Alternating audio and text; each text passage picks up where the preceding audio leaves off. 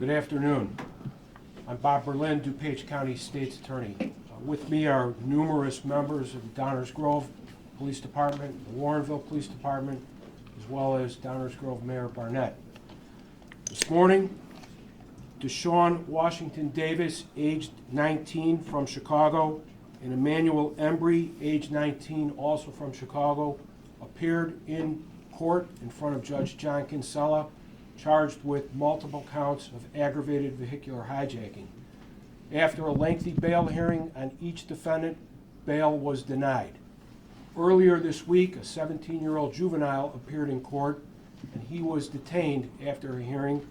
He is also charged with aggravated vehicular hijacking, and he's now charged with 2 additional counts of aggravated vehicular hijacking. It is alleged that on November 30th, 2019, in the 2000 block of Prairie Avenue in Downers Grove, at 6:53 p.m., a mom and her daughter, home from college for the Thanksgiving vacation, had just come back from the grocery store. They pulled their car into the garage when an offender tapped on the window with a gun and demanded that they give up the car. That offender was a 17-year-old juvenile. The offender was wearing a blue and black hooded sweatshirt and also wearing a red mask. The victim panicked and tried to hand the keys to a different vehicle parked in the driveway, but the offender demanded the vehicle that they were in. The mom and her daughter then threw the keys to him, and both the victim and her daughter got out of the car. That juvenile offender got in the car and drove off in their Lexus westbound on Prairie towards Belmont Road. As the juvenile drove off, the victim observed another vehicle, that being a white Nissan Altima, that appeared to be with the offender, and that car drove off following the stolen Lexus. That Nissan was driven by Deshaun Washington Davis. It was later discovered that Bolingbrook police had a stolen vehicle at approximately 6:15 p.m. on November 30th, 2019. It was learned that that vehicle owner was inside his house with the vehicle's key fob as the vehicle was warming up, and the car was taken at that time. On November 30th, the stolen Lexus was seen on video in the city of Chicago in an alleyway. The driver at that time had a red knit cap on his head.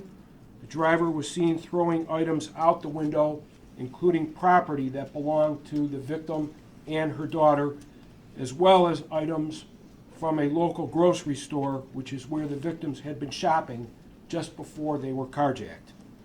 The Lexus was following the white Nissan Altima that was taken from Bolingbrook earlier that day. On December 2nd, 2019, the Lexus was located on the south side of Chicago, approximately 4 houses from where the juvenile offender lived. Additionally, a dark sweatshirt that was identified by the victim as being the one that the offender was wearing was found in the Lexus. 13 days later, on December 13th, 2019, at 2:06 p.m.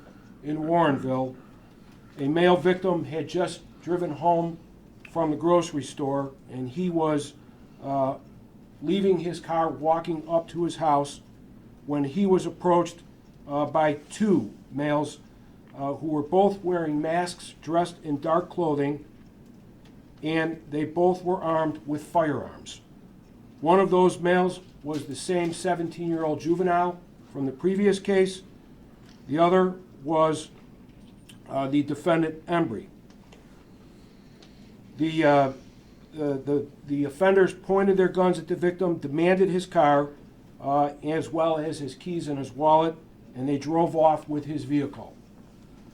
Approximately 20 minutes later, at 2:24 p.m. in the 1700 block of Hawkins Street in Downers Grove, a female victim who was pregnant was sitting in her car in her driveway when 2 male subjects, that being Emmanuel Embry and the 17-year-old juvenile, approached her vehicle wearing ski masks, armed with handguns. They demanded that she give up her car, and they ordered her out of the vehicle. They took that car, that being a 2017 Kia Sportage, and drove off. The victim also observed that there was a silver Honda Pilot that was nearby that the three offenders had arrived in. That Honda had been hijacked at approximately 3 a.m. on the north side of Chicago by two armed masked men in dark clothing. A male friend who was in the victim's house heard the victim screaming. He is a concealed carry holder, and he grabbed his firearm and he got in his car, a Dodge Charger, and he chased after the offenders and caught up to them at 75th Street near Route 53 in Woodridge. The Kia at that time was stopped in traffic, and the victim's friend approached their vehicle while armed with his gun, and at that time the two offenders got out of the vehicle and ran. One of them took off on foot. The 17-year-old juvenile, being one of those offenders, made his way back to the friend's Charger and got in that car and took off and drove away. The victim's friend was in the Kia trying to move it out of traffic, and at that time observed a thin, long-barreled revolver left behind on the passenger seat, as well as a shoe on the floor of that car. That shoe was later determined to belong to the 17-year-old juvenile who was the driver of the Kia. The gun was determined to have been left behind by the co-defendant Embry. Embry fled on foot to a local water treatment facility. A short time later, a white Nissan Sentra, driven by an unknown person, came by to pick him up and then drove back to an address in Bolingbrook. Later on, officers responded to that address and located that car. A search warrant was executed on the address in Bolingbrook, and inside of the Bolingbrook residence was a computer bag that belonged to the victim's friend who had chased after the offenders in his car. Police tracked the stolen Dodge Charger to a parking lot of the Doubletree Hotel at 2111 Butterfield Road in Downers Grove. Downers Grove police officers converged on that area and located the Charger parked there.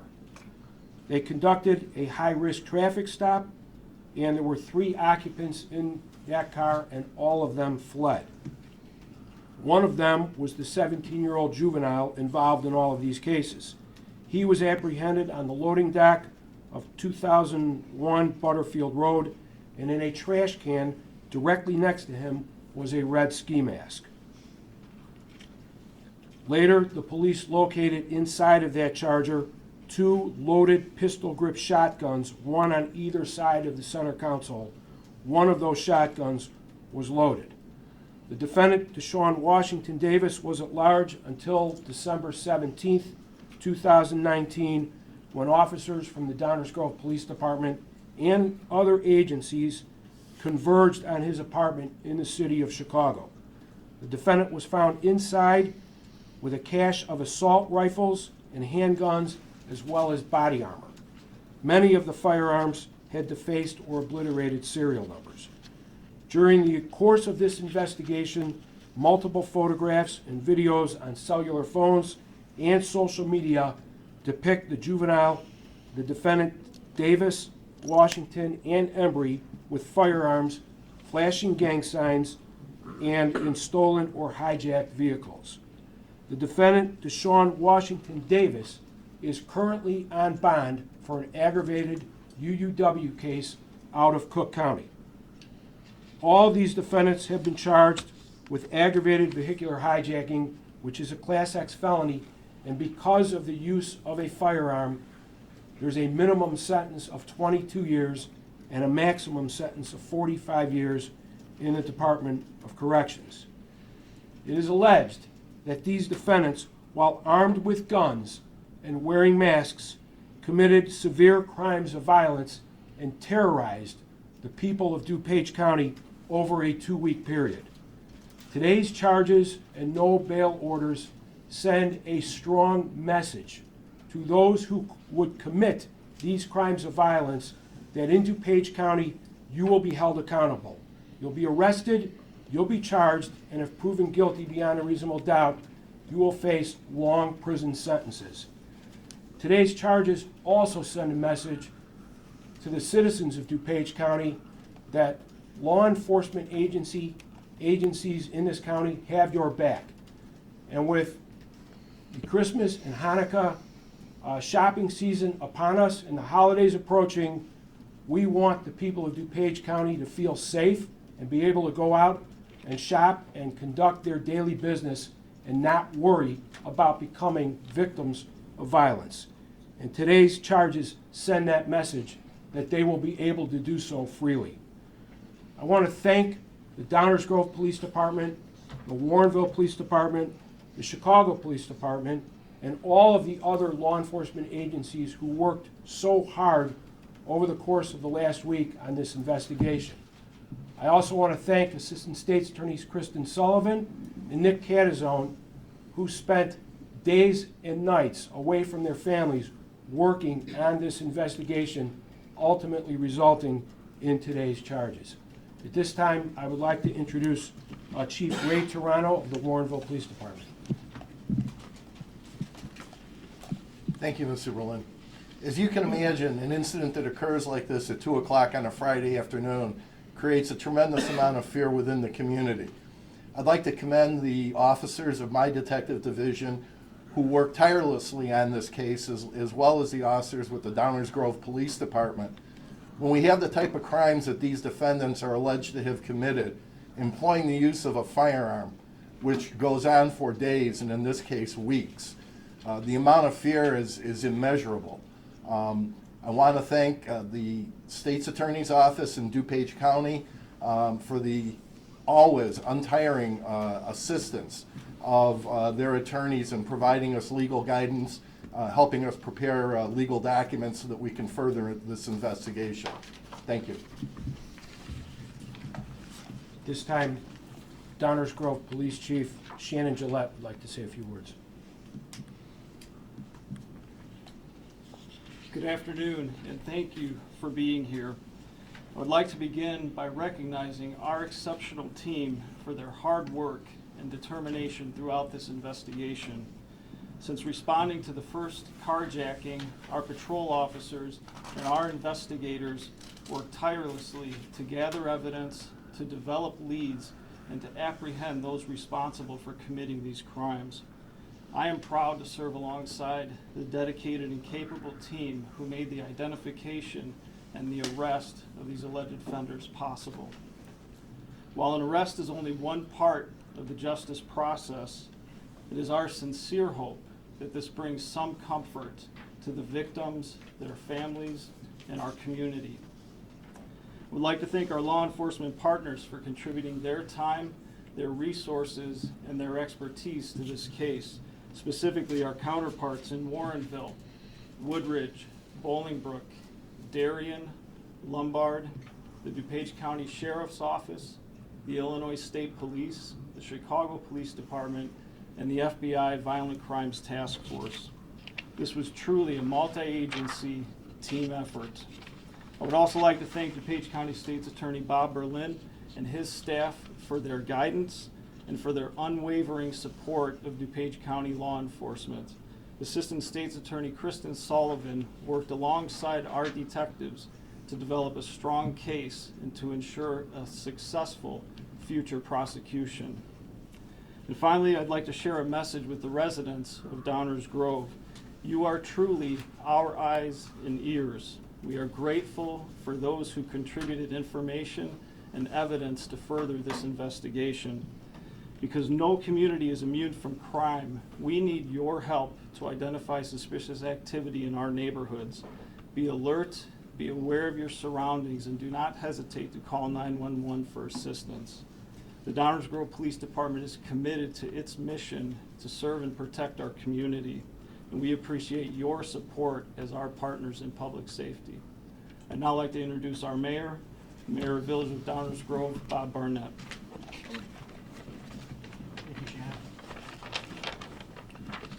Good afternoon. Thank you for taking the time to join us. My name is Bob Barnett. I'm the mayor of Downers Grove. On behalf of the residents of Downers Grove, I thought it was important to make time today to recognize the good work of the Downers Grove Police Department and to offer our sincere thanks from our community to those law enforcement partners already named by Chief Gillette that helped in this investigation. I'd also like to thank the DuPage County State's Attorney Bob Berlin, State's Attorney Kristen Sullivan, and Nick Catazone. Their counsel is invaluable to the law enforcement community and municipal governments throughout the county every day. Carjackings are not crimes that affect vehicles. They are crimes with real victims who have been traumatized and whose lives have been turned upside down. They are dangerous, violent crimes. And I want to extend our deepest condolences to the victims of these crimes. No individual or family should have to experience what you've been through. Good law enforcement and diligent prosecution is the best crime deterrent. And the folks here and the teams that back them are truly outstanding. Our presence here today demonstrates our collective resolve to uphold law and deter criminal conduct with a strong message of significant consequences. Chief Gillette reminds us that no community is immune from crime. And while that's true, today's announcement shows that good can come when professional, highly trained, technical, superior policing is combined with input from the community and backed up by diligent prosecution. Working together, we're all safer. Thanks again for taking time to be here.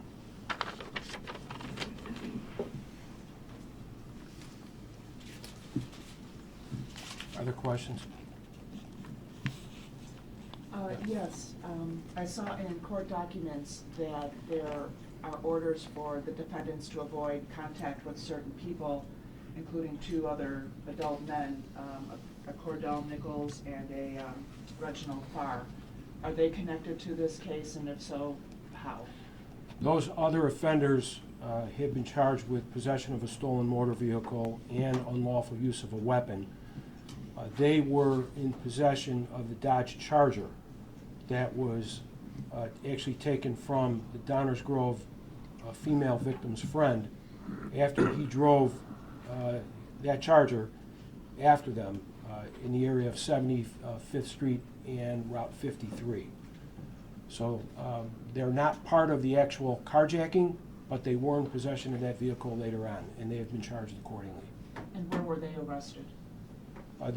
They were arrested at the hotel, right? Near the Doubletree Hotel in Downers Grove. And they have also appeared in court, and their bonds were set at $150,000, 10% to apply. That was earlier this week. Are any of these men, them or the two charged with the carjacking, related to the juvenile? I can't answer that question at this time. You have to understand, juvenile cases are confidential. Just want to make sure I understand, have the right count. 4 carjackings in total? There's actually, yes, 3 carjackings plus the taking of the Dodge Charger. Okay. So That Dodge Charger, the person had actually gotten out of it to confront the offenders, and then one of them got in and took it. Okay. So that's not actually considered a carjacking. Just car theft? Yes. Okay. I believe you made mention that you guys tracked down Washington Davis to his address.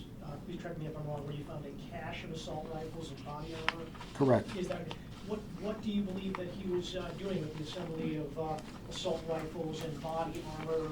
What more crimes were they in the process of committing, and what happens if you don't find that cache? It's hard to speculate what they were doing, but I feel safe in saying that a person who just committed a bunch of carjackings who has that kind of weaponry was certainly not for a lawful purpose.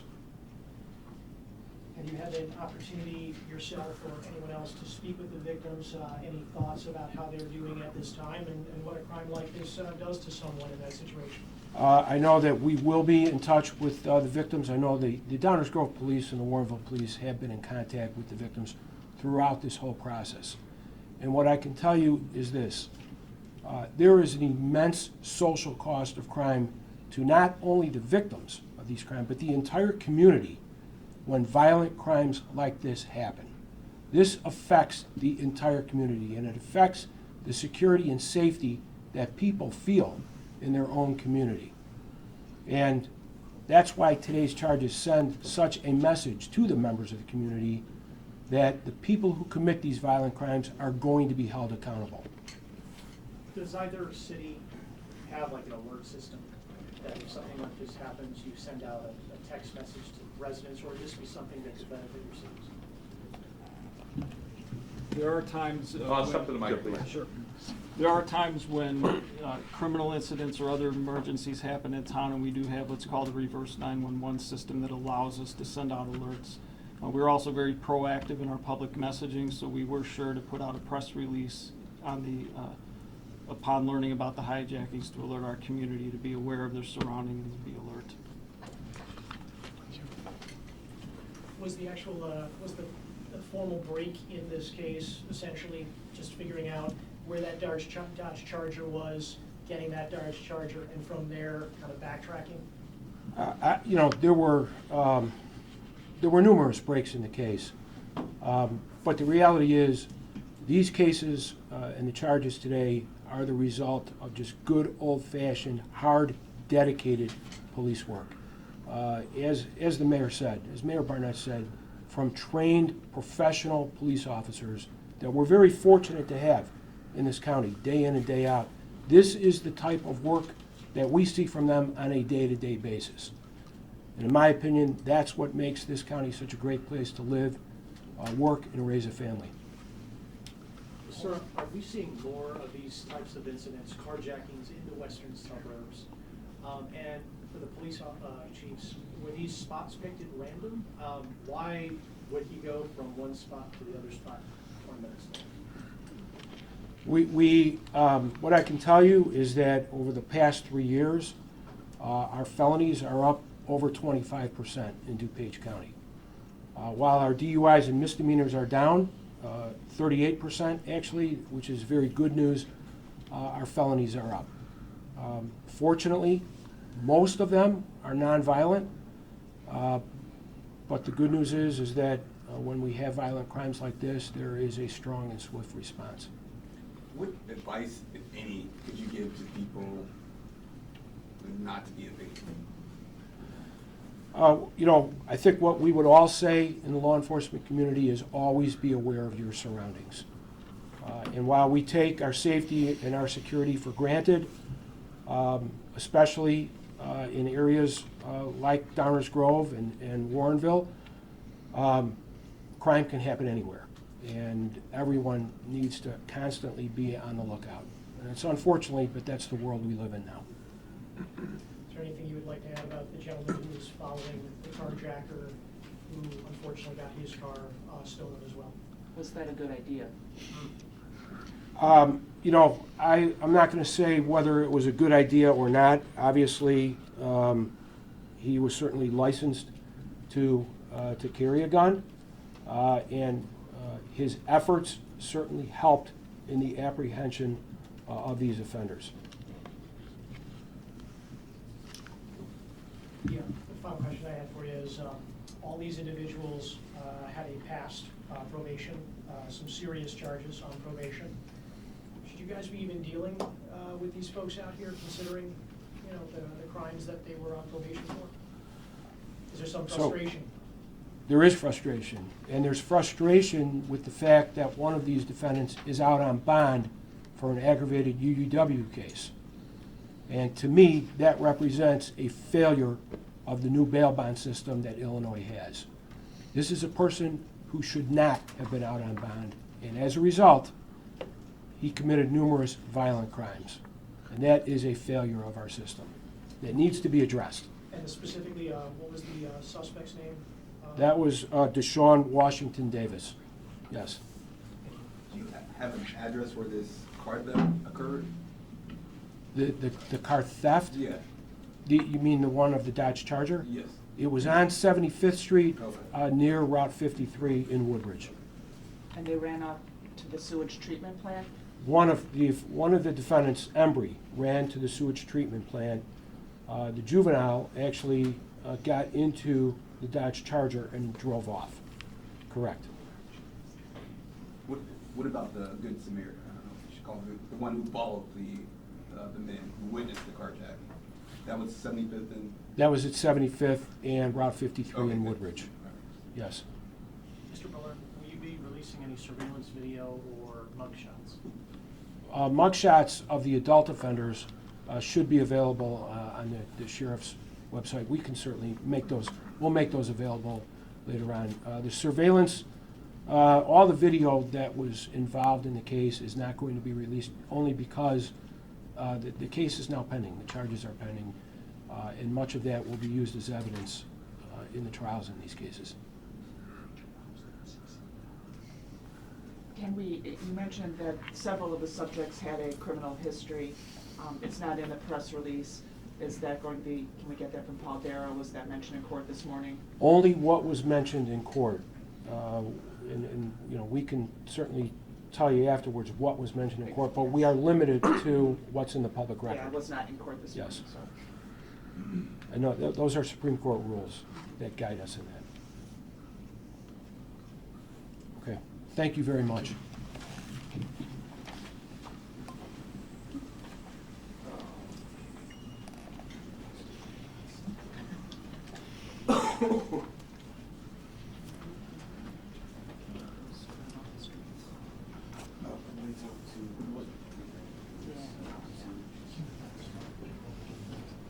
Get a note. She said TV.